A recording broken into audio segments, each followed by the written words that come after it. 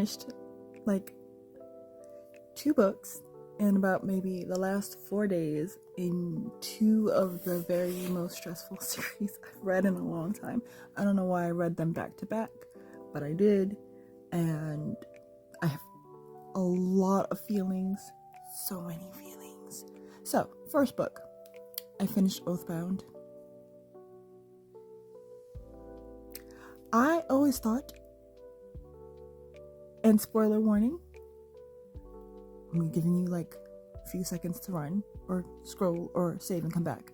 I always thought it was supposed to be a trilogy, but it's not a trilogy. There's no way it could be a trilogy unless like it's supposed to now not be the Legendborn cycle, but something new. Either way, I need Miss Ma'am to turn her location on because I have questions, concerns. What, like, my biggest concern is when is the next book? When is the next book? Because, ma'am, you're just gonna leave it, you're gonna end it like that, and then not have a date, a release date available? Because why would you do that?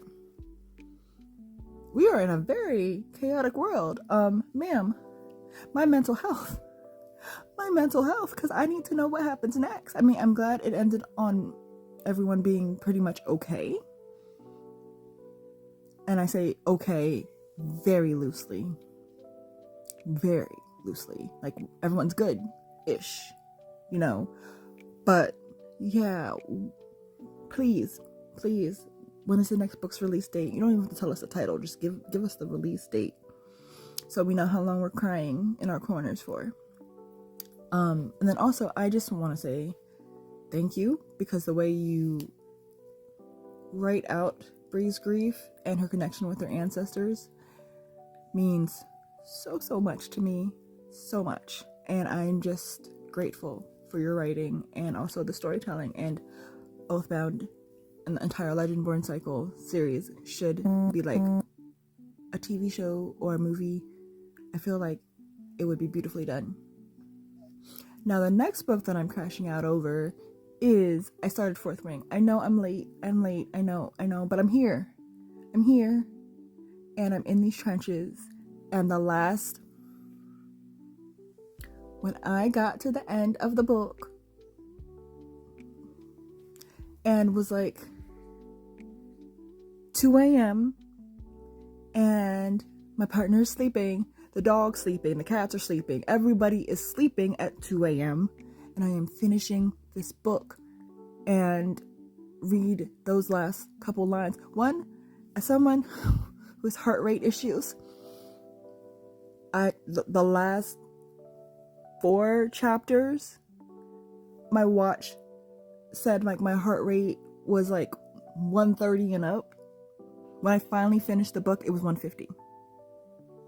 Okay, so, but also there are only about 2 fantasy books that I have read where the main female character has a chronic illness, and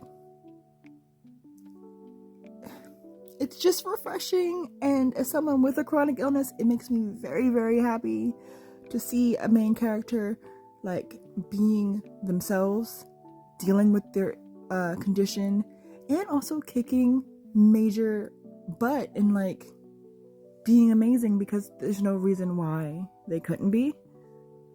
And I love that. And then there's only like 1 romance book that I know of that has a main character with chronic illnesses. So thank you also for that. But also, I do not thank you for Liam.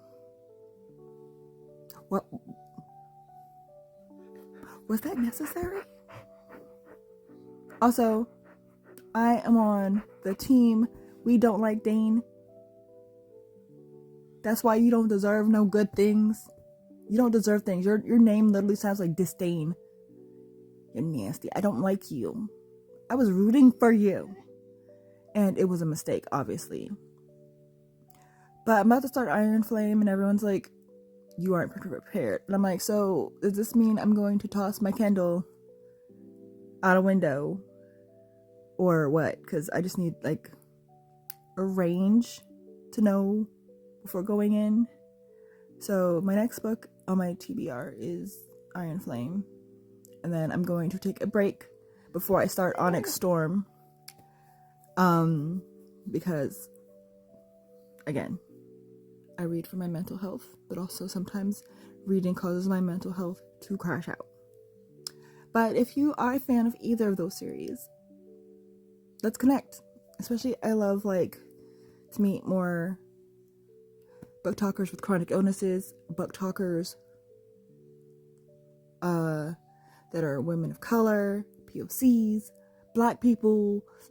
Please, find me. Let's be friends.